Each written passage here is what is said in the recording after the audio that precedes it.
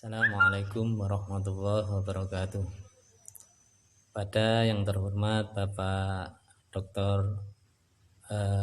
Habsyi selaku pengampu mata kuliah Psikologi Pendidikan dan Bimbingan, dan juga rekan-rekan mahasiswa pasca sarjana S2 Universitas Darul Ulum Jombang, khususnya kelas reguler B yang saya cintai dan saya banggakan. Alhamdulillah hari ini untuk pembelajaran mata kuliah Psikologi Pendidikan dan Bimbingan untuk materi presentasi yang pertama dari kelompok kami yang berjudul Kepemimpinan dalam Penyelenggaraan Pengajaran dan Bimbingan.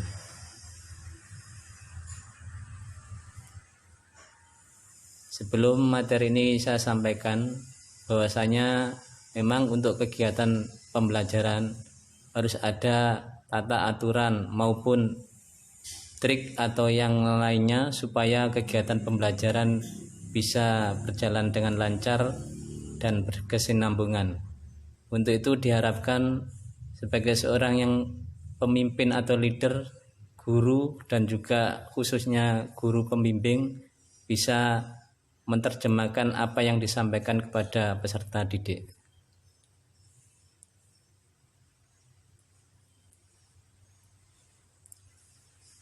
Dalam hal ini kita sebagai seorang pendidik harusnya mampu mengedepankan kualitas kita sebagai seorang pendidik, khususnya bisa memberi contoh suri teladan yang baik kepada peserta didik.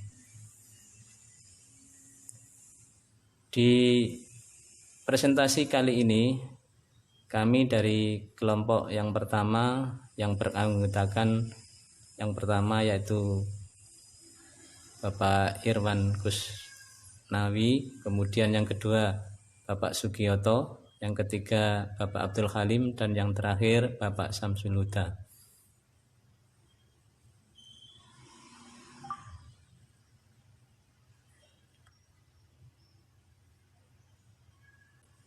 Baiklah, untuk presentasi kali ini inti daripada yang saya sampaikan yang pertama adalah memimpin pengajaran dan bimbingan, selanjutnya disebut sebagai kelompok dengan baik adalah perpaduan sebuah seni dan intelektual.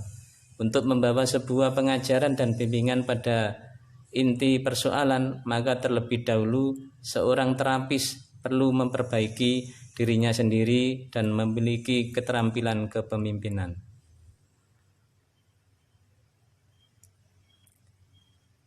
Proses menjadi pemimpin kelompok, kepemimpinan bukan tentang mempunyai jawaban dan berbicara saja, tapi memimpin adalah mendengarkan juga pada tingkat metakomunikasi.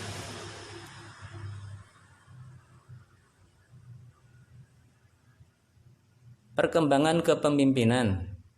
Pemimpin kelompok yang efektif jauh lebih dari sekedar teknisi yang mencoba menerapkan aturan atau teknik pada interaksi anggota.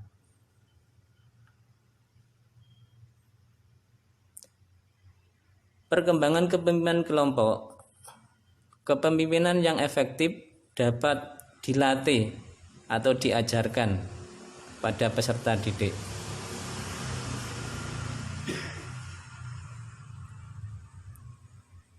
Berikut ini adalah sifat-sifat pemimpin kelompok yang efektif. Yang pertama, bisa mengembangkan diri sebagai pemimpin yang efektif, melibatkan fokus pada dua wilayah secara bergantian, yaitu yang pertama pengetahuan konseptual atau teori dan teknis atau praktek tentang kelompok. Kemudian yang kedua, pengetahuan atas diri sendiri, keseimbangan dan kedalaman dalam karakter.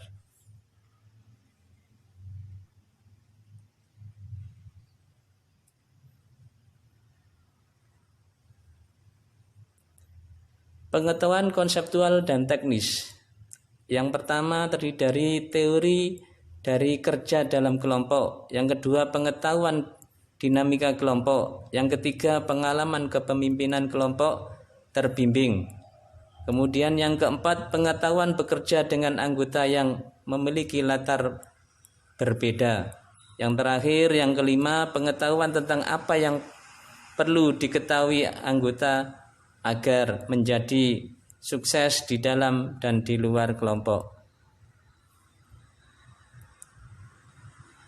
Pengetahuan konseptual dan teknis. Lebih jauh lagi, pemimpin kelompok harus mempunyai pengetahuan dasar tentang persoalan apa yang harus diselesaikan oleh anggota dalam kelompok.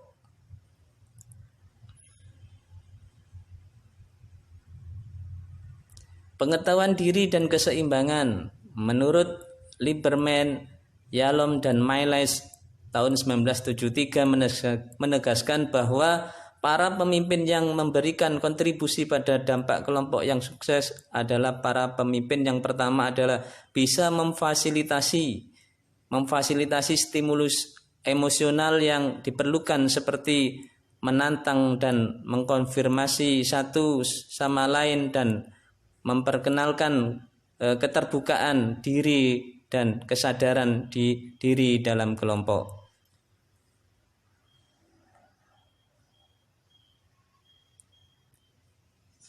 Sikap yang hendaknya juga dimiliki seorang pemimpin dalam kelompok, yang pertama adalah kepekaan budaya, yang kedua kepercayaan dan kejujuran, yang ketiga menyintai diri dan kasih sayang, kemudian yang keempat sikap rileks, yang terakhir adalah imajinasi dan praktek.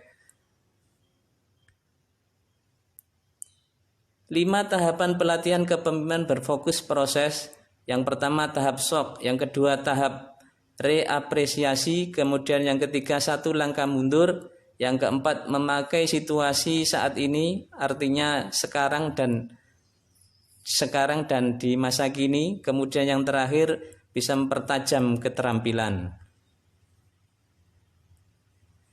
Tahap shock grup atau shock kelompok. Yang pertama, memimpin kelompok pada saat awal bisa jadi terasa mengancam. Kemudian dalam menghadapi hal ini, seorang pemimpin baru mungkin merasa gugup, terancam atau bingung. Pengalaman awal seperti ini disebut shock kelompok. Shock kelompok ini biasanya dihadapkan dengan teknik-teknik konseling individual sendiri. Pembuktiannya relaksasi perasaan atau parafa dengan anggota kelompok yang lainnya. Berikut ini adalah tahap reappraisal atau penilaian kembali. Sesudah berusaha mengatasi masalah ternyata tidak efektif, seorang pemimpin baru biasanya menarik diri. Kurangnya pengalaman dalam dinamika kelompok mungkin membuat penuh keraguan terhadap diri sendiri. 1 langkah mundur. Yang pertama adalah pemimpin mulai mengidentifikasi dan mengikuti berbagai proses interaktif dan seringkali proses ini meluas. Yang kedua, pemimpin mungkin mulai memahami tingkat proses interaksi antar pribadi ketika hal tersebut langsung terjadi di dalam kelompok dengan teori yang dipelajari. Yang ketiga, pemimpin merasa seolah-olah 1 langkah tertinggal, seolah-olah melangkah terlalu lambat.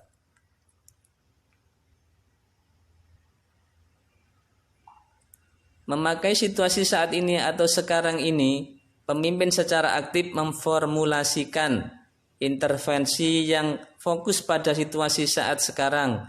Di sini berbasis proses. Pemimpin mulai berani mengambil resiko dan bereksperimen dengan gaya khasnya yang unik. Artinya adanya resiko mengarahkan pada terjadinya kesalahan-kesalahan seperti tidak tersampaikannya tujuan dan maksud dengan tepat. Supaya mempertajam keterampilan, maka pada frase ini terus bereksperimen dengan teknik intervensi dan sekaligus mempertajam aktivasi berbagai situasi di sini dan sekarang dan teknik-teknik intervensi yang berfokus pada proses. Yang kedua, belajar menjadi lebih transparan maupun berbagi. lebih banyak terbuka dalam situasi di sini sekarang dan berbagai cara kreatif dalam menghadapi anggota kelompok yang sulit. 3 model CEO kepemimpinan. Yang pertama alternative leading, yaitu apprentice, kemudian yang kedua shared leaders.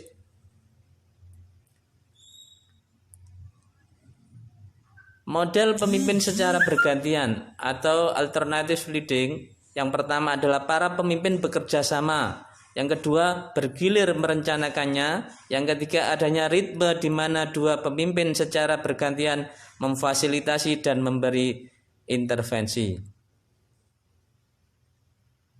Pada metode shared, dua pemimpin secara bersamaan menggunakan intervensi. Yang kedua, dua pemimpin secara bersamaan menggunakan manajemen kelompok. Kemudian yang terakhir, oleh karena itu kepemimpinan mengalir bolak-balik antara dua pemimpin.